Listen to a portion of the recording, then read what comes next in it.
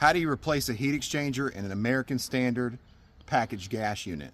Today I'm going to show you how to replace this heat exchanger, and I'm going to go through from the step 1 to step done. You're watching HVAC Tips for Technicians. I'm Tad. Let's get started. I'm going to show you what all I'm replacing, all the different parts and components. Anytime you replace a heat exchanger, you need to replace the inducer motor assembly, the burners, and anything else that you think may produce a callback. I try to replace everything to do with the heat side of the packaged gas unit. And the reason I'm replacing just the heat exchanger for this unit is it fits the customer's needs. Right now they're on a tight budget, so they're just replacing the heat exchanger. We'll talk about the price later on in the video, but let me show you everything. Here's the heat exchanger. We've got 2 burners right here. And then we've got a THT 2437. This is a limit switch. And these 2 pieces of metal that are sticking out, which are male spades. These can become very pitted and rusted. And I'm replacing this. And then I'm replacing this fusible link. And this is our rollout switch, okay? So we're gonna replace this as well to make sure that we have no problems after this is done. This is the inducer motor assembly right here. We've got some 3/8 screws. We've got 5 of those. So I'm glad they sent screws, and then we've got a gasket. You wanna make sure you use that gasket. I'm gonna take everything off the unit and show you how to take it apart. And one thing that you wanna do is you wanna pull the disconnect. So I've got the disconnect unplugged. That way we don't have power to it. And then I'm gonna take this little guard for the fan off and reach down here, and I'm going to unplug the plug for the outdoor fan. You have to do that so that you can actually get the top off. So once you take all the screws loose, which I've already done that, then you can take and fold the top back. We'll have to have the top off, that way we can replace the heat exchanger. So there's all the screws. Take the top, fold it back. We'll set it right there, see if it'll set. Here's the heat exchanger, and I'll show you where it's cracked. See that giant hole right there? That's a pretty big hole. So that's the reason we're replacing it. Probably need to clean that coil as well. That is super dirty.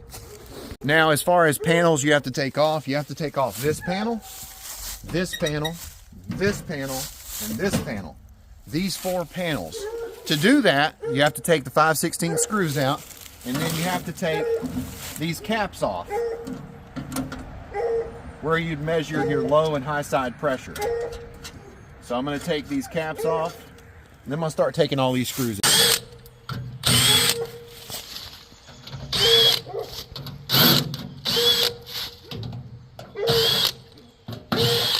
To work on stuff and go back together and forget how it went back together. You know?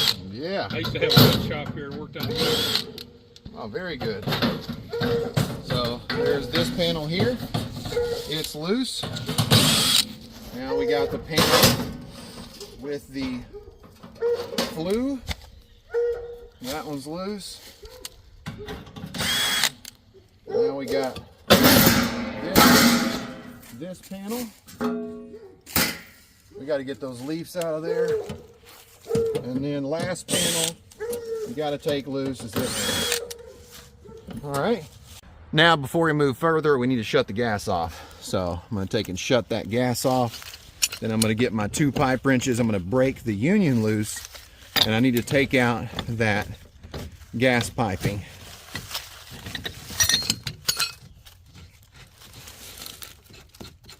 So get this out of here, and then I'm going to spin this right here.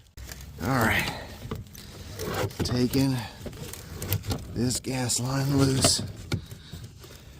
Oh, wrapping up that stat wire there.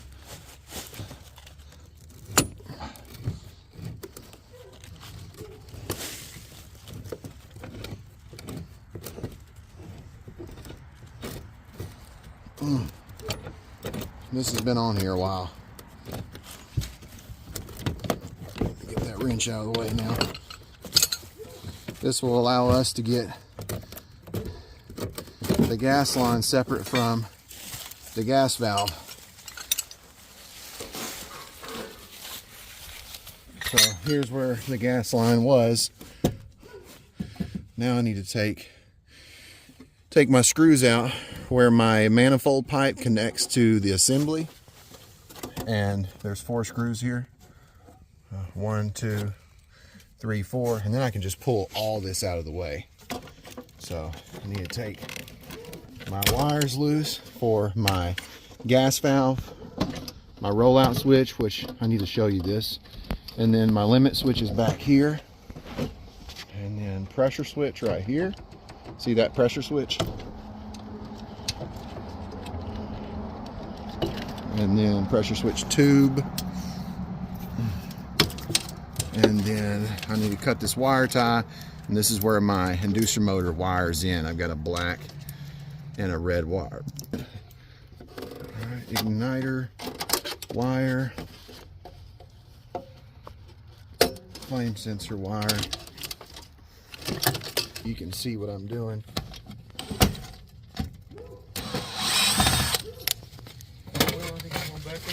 Got it, brother. We'll take care of you. You need me, so if you got any problems, just come and ask me, and I'll tell you how to do it. Very good. Very good. All right, I'm going to show you what the fusible link is. This is the fusible link, and it sits right here.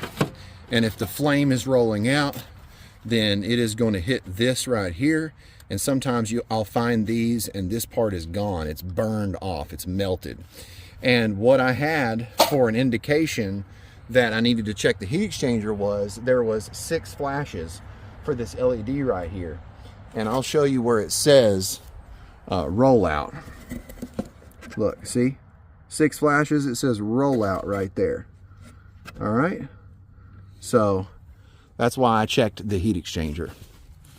And I'm going to replace this. Then I'm going to put this plate back in.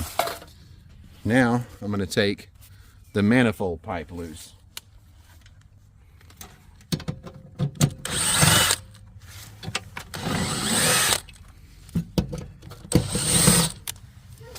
Now, see that? There's my orifices, my manifold tube, my gas valve.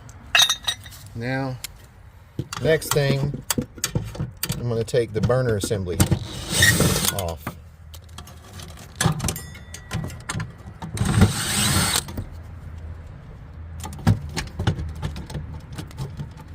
Screw. Here's how you take that high limit out.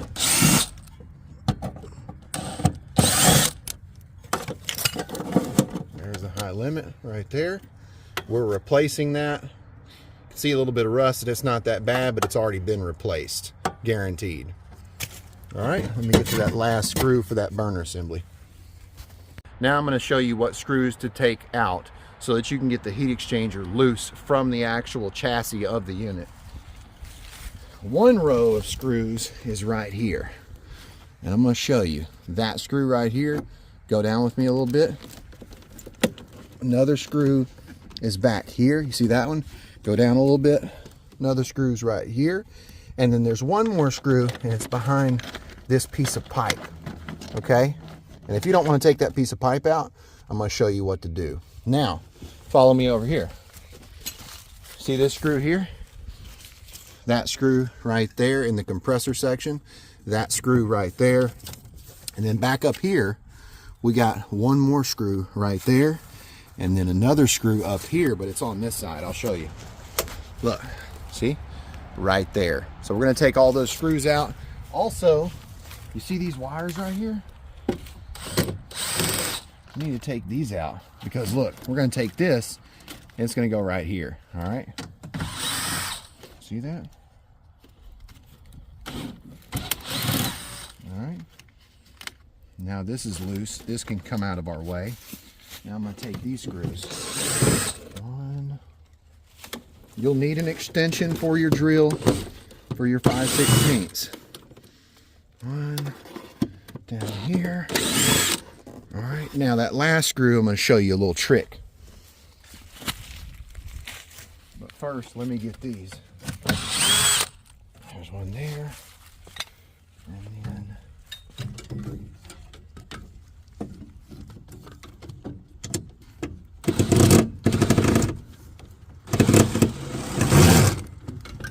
One here. This one I'm probably going to take the extension out. Tool. If you've got a 90-degree angled, I can't even think of the name of it, but you could use one of those. All right, got to remove the pressure switch. And that's one thing we're not going to replace. It has already been replaced though, because you can see it did not look like this. It used to be metal. All right, so you can see that this panel right here separates the heat exchanger from the unit, okay? So we need to make sure that we get all the screws out. I usually like to take a flathead screwdriver in here, and I like to bend this out like this, because we're gonna have to push this on this side of the unit to pull it out anyways. And then you can see down here is where that last screw is inside the unit. I'll slip this in, okay? So to remove the last screw, you can either use a flathead screwdriver and you can bend the panel and break that screw out of there, or you can use a saw blade, a sawzall with a metal blade, or a hacksaw like this. You take it, you push it in the panel, in between the panels, then you go down to where the screw is, and you can cut the screw out like that. Or you can take a flathead screwdriver, put it in there, and then go back and forth. All right. See?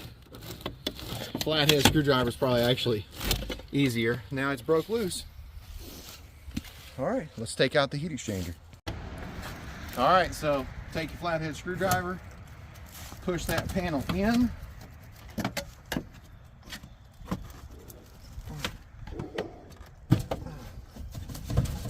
All right, once you get it to where you can get it out, take the wire, pull it up like this, grab the top, okay, just like that. The only piece we're going to need off this is we're going to need this piece right here to go on our new inducer motor. Now, we didn't have to order a flue box cover because the heat exchanger came with a new flue box cover right here. But you want to make sure that whatever heat exchanger you're ordering for whatever brand you're ordering it for, you need to make sure that you get a new flue box cover. Ready to go back in with the new heat exchanger, and I want to talk a little bit about a few comments that I had on the last video where I showed you how to replace a heat exchanger on a Rheem unit. If you haven't seen that video, go check it out. I'll post it down in the link in the description. I hope you guys have been able to hear the video. We've got a couple dogs over here that love to bark, but I hope you guys have been able to hear it so far. There were some comments on my other video going, "You're wasting your time. Why would you replace a heat exchanger on an old unit like this?" This unit's 20 years old, right? And the reason we're replacing just the heat exchanger is because the customer can't afford the new unit. He's on a fixed income. You know, $2,000 is a lot easier for him than $6,000 or $7,000 or $5,000 or $6,000. So I love the work. I don't care if it's a new unit. I don't care if it's a repair. I'd much rather repair the old units than I would install a new one, because I could take and put a new unit in this place right here, this 20-year-old unit, and then I guarantee you 6 months from now, 1 year from now, a year and a half from now, we'll have a problem. And that's just the industry right now. That's just quality.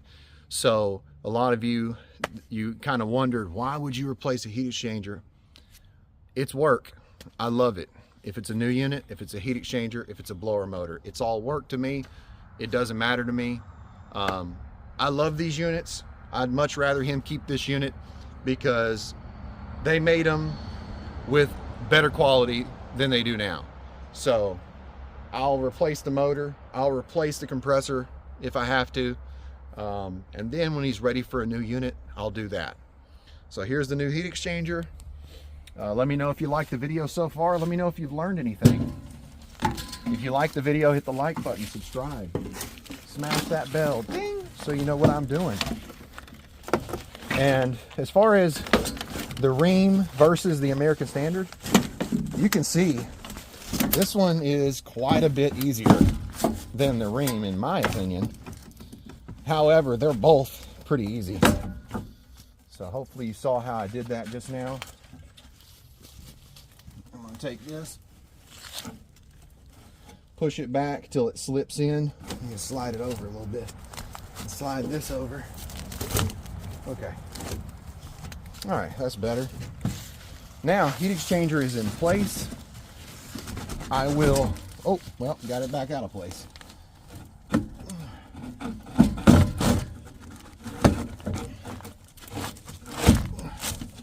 Back in place again. So I'll go ahead and attach the screws over here in the back and the front, and then we'll start putting the inducer motor assembly on. We'll start putting the burners back together and back on the heat exchanger. Let's go. Got that screw back in. Got those screws back in.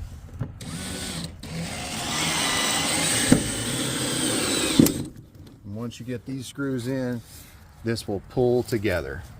And then this last screw, it doesn't go in, but when you get these 3 screws in, this is really tight, so shouldn't have much air being lost through here.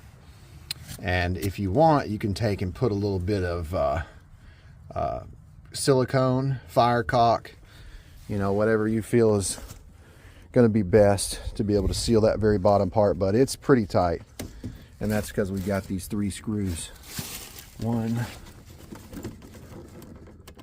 where's the other one? 2, 3, right? This is the only one we didn't put in. All right, now we're going to put everything on the heat exchanger. First, we got the limit switch, right? 190 to 30, opens up at 190. It only goes in one way, so you need to look at it in both ways and figure out which way it goes in. Also, when you tighten the screws, make sure you don't crack it. It is very easy to crack the plastic on this high limit switch. So, especially when you're using a drill. All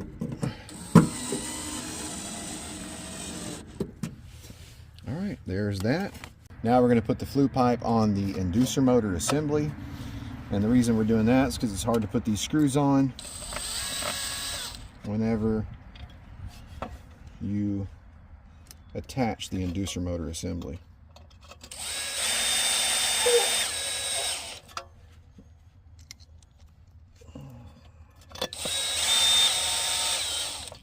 Now switch out, put our 3/8, get our new pack of screws.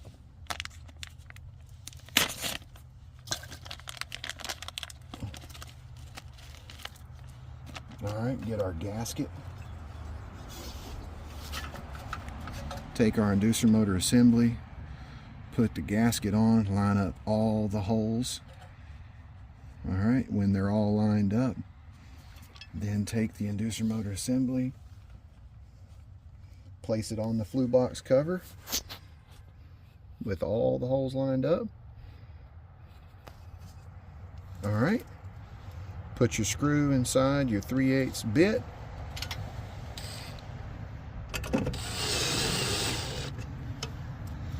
Adjust your gasket if you need to. I'm pretty happy with the way this one turned out. So, 5 screws total. Gotta use a gasket. All right. Now, switch the 3/8 back with your 5/16. Let's install the burners.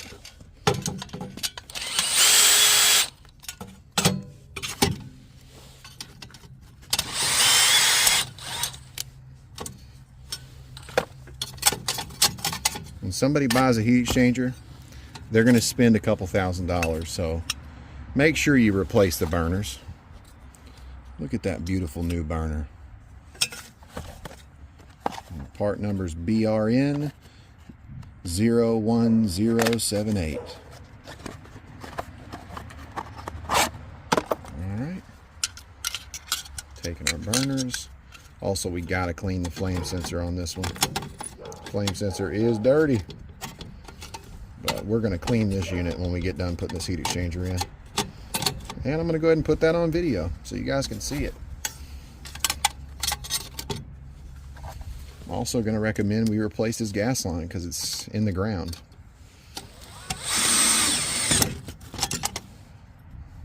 Well, there is no screw in my hand. I thought there was one. All right.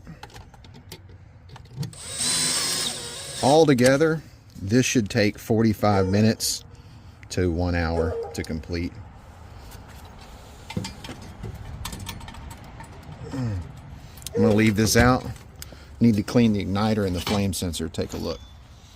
See how dirty they are. Let me get those cleaned up with a piece of cloth. All right, got those flame sensor and igniter probes looking nice. So those rods are nice and clean. You can see where the flame was hitting the side, and you can see that rust that's starting to accumulate on the burner assembly. I'm gonna go ahead and put these in now.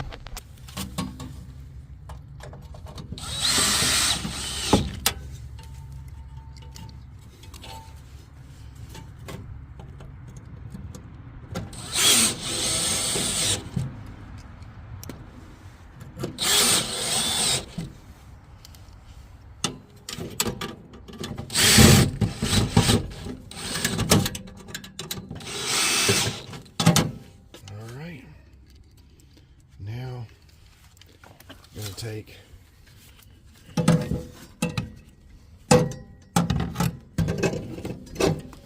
put the gas valve in place with the igniter. Got to line up the orifices.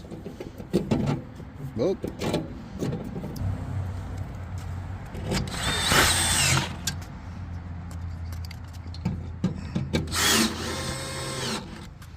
All right. What do we have left? Pressure switch right here. So got 2 1/4-inch screws. We'll mount that in place, and then we're going to start cleaning after I get the gas line hooked back up. All right, now I've got to replace the rollout switch, or what's known as the fusible link. So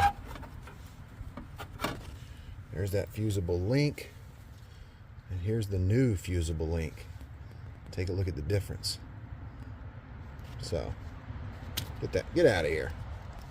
Put this one in. We got to have that.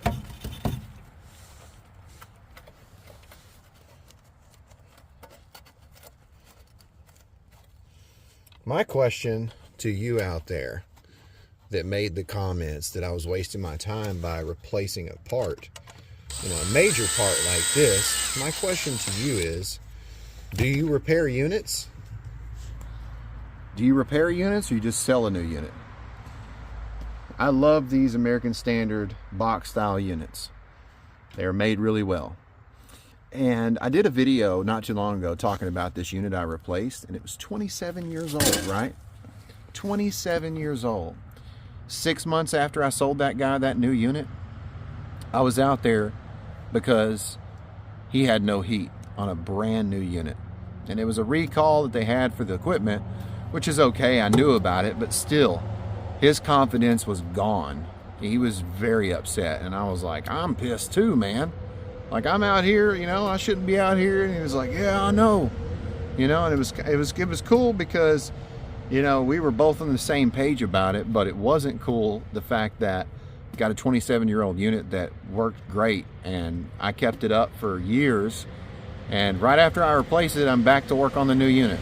So there you go. Let me know what you guys think in the comments. Let me know if you got some old dinosaur units like this and you love to keep them running. I'm like, keep them running. Come on. All right. Put the plate in. All right. And once I get this attached, then, and I like to keep this plate, I like to keep the screws out of it until I fire it up, That way I can see it right across the burners, but on this one, there's only 2 burners, so. All right, now take all these wires, that we got. Take this piece right here, slide it in like so, like a glove. Attach the pressure switch tube. Pachink. All right, now for all these bad boys, all these wires. So these two wires, they go to the limit switch. Back here, orange and orange. And then the blue and brown go to the gas valve. Boop. And boop. And then these black and red wire goes to the inducer motor. See that? Oh, come here. These go to the inducer motor. See? Black and red, we'll get those attached. The purple and yellow go to the fusible. Wait a second. No. That is not right. The purple and yellow go to the pressure switch. Pressure switch. There we go. And then the orange and the purple go to the fusible link. Beautiful. Look at that. Now we have two more wires. We have this wire, which is black, and this goes right here. It goes underneath. Got the black wire goes through here, and then it attaches underneath. All right, right there. That's our flame sensor wire. And then we got this orange wire. It goes on the left side as well through this cabinet. And then, oh, we're missing something. Before we can attach this, we got to put this piece on it. All right, and this keeps it from sparking against the cabinet or sparking against some piece of metal. All right.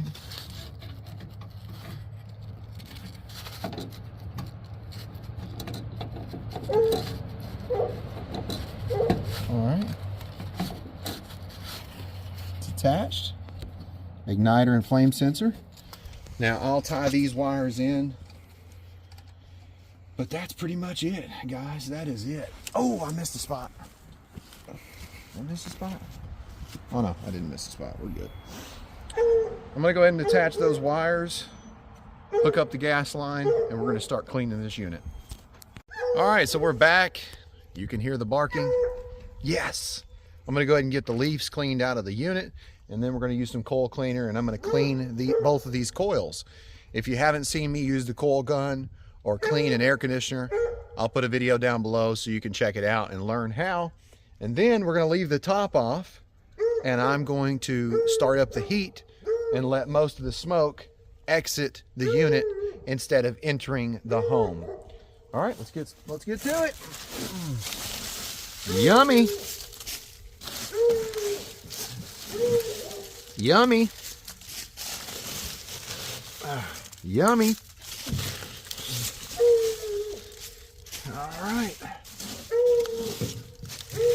Yeah, we're just gonna get this cleaned out so it works well during the cooling. And I can tell this outdoor cool is packed. So, and I kept this panel off. I'm not putting it back on because it'll be easier for us to wash whatever dirt and sediment is on the bottom out of here. We also are going to take off that panel over there because when we start cleaning the coil, that water has a place to go instead of going inside the ductwork. So,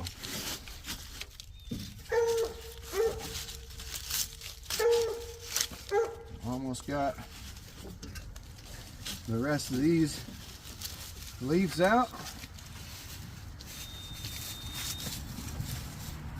All right, I'll probably wash the rest of this out. Let me go ahead and take that panel off and get ready to turn the water on. All right, let's get to it. Using the coil gun, pre-mixing the chemical.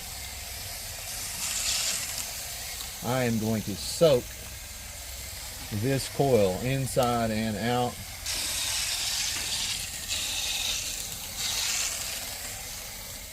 I'm going to use every bit of this coil cleaner. Put some in the bottom. Oh, sorry. You're good. Soak that coil.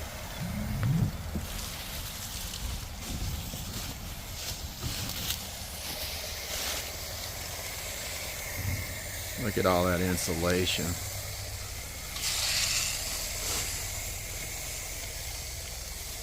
I'm going to let it set on there 5 to 10 minutes. Then clean it off, and we should have a big difference in the before and after. And yeah, we should have a shiny coil. That's exactly right.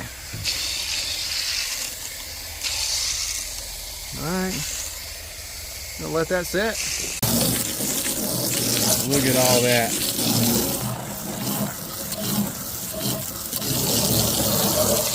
Look at all that.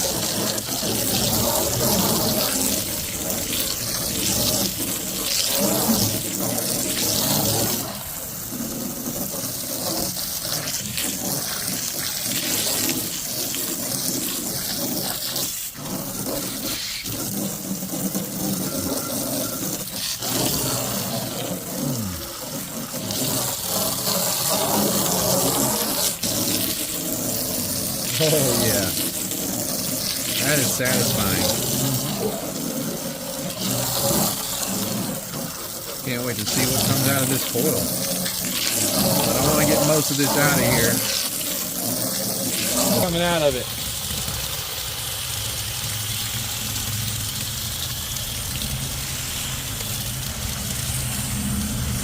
Look at how dirty that is, guys. Spray that top part. Look at this outside. A lot of stuff coming out? Oh, yeah. What'd you put in this coil, Mike? What'd you put in this coil? When's the last time was this cleaned? Oh!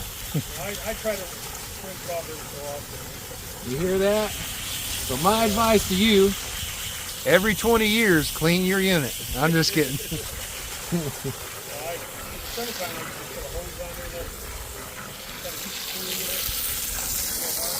Yeah.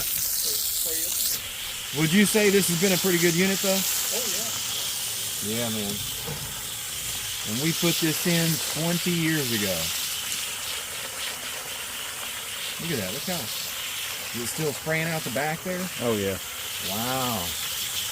All right, this is going to take a while. So, that's okay. I'm going to set and go back and forth. Once I get done spraying from the outside in, I'm going to go to the inside out. I'm going to go ahead and do that now. Wow. Whoa. Look at all that. Man. Now, this is got 2 rows, so it's a double coil, but you can't pull it apart like most. You got anything coming out that way? Oh, yeah. Oh, wow. Filthy. Filthy. Zoom in on that. Get up closer so they can see that beautiful dirt. All right, I'll get back to you here in a minute. Now.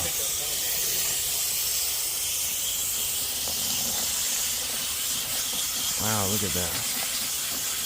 Night and day difference.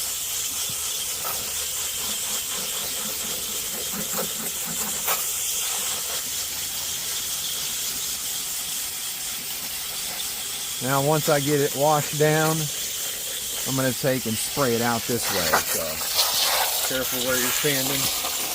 Careful where you're standing.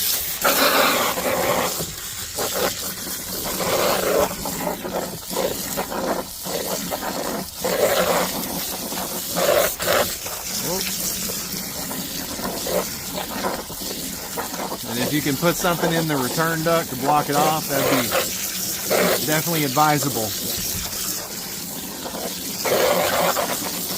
Usually you need to get a shop vac too. You'll probably have to shop vac it. Wow, look at all that. The drain had to be stopped up. Oh, yeah.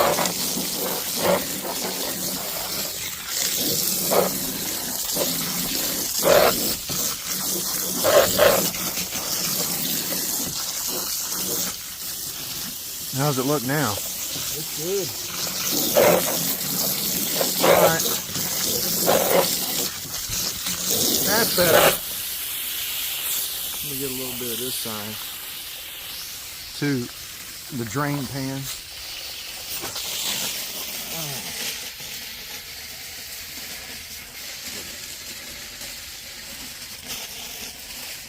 Technical difficulties.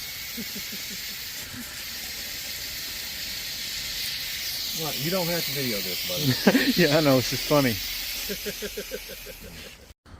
Coil looks a lot better. Bottom of the unit's cleaned out. And then this coil looks great. We're gonna go ahead and start up the heat. Now we're gonna plug in the old disconnect. All right, we're gonna give it a call for heat. Touching the R and the W. We're gonna watch the unit explode. No, I'm just kidding. And the reason we got the top off is so that the smoke exits out here, mostly. Whenever you put in a new heat exchanger, you want to notify the customer that it may produce some smoke, it may produce some smell. That way they're aware and it doesn't scare them when their smoke alarms go off, their smoke detectors.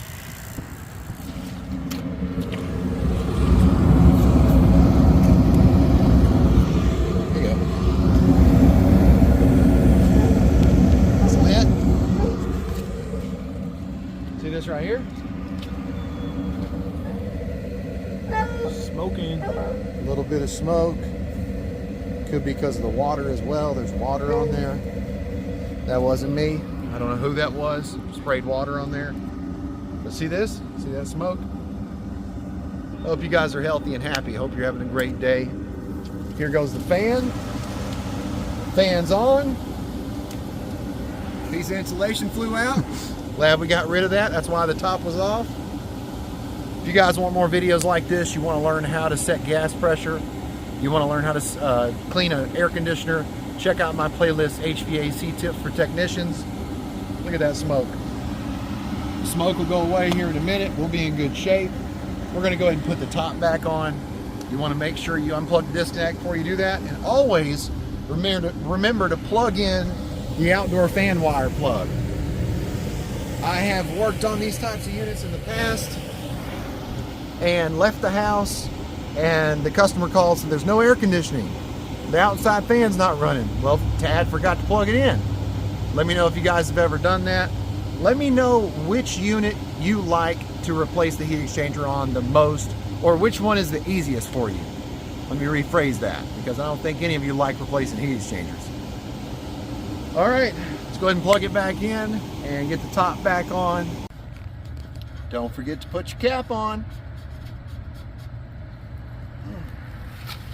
All right, let's get out of here. Thanks so much for watching today's video. If you liked it, hit the like button, subscribe, and smash that bell. Ding! So you know what I'm doing. Go check out my playlist, HVAC Tips for Technicians. Go check out the videos I put below for you to learn more about setting gas pressure and cleaning air conditioners. You've been watching HVAC Tips for Technicians. I'm Tad, and I'll keep you cool if you let me.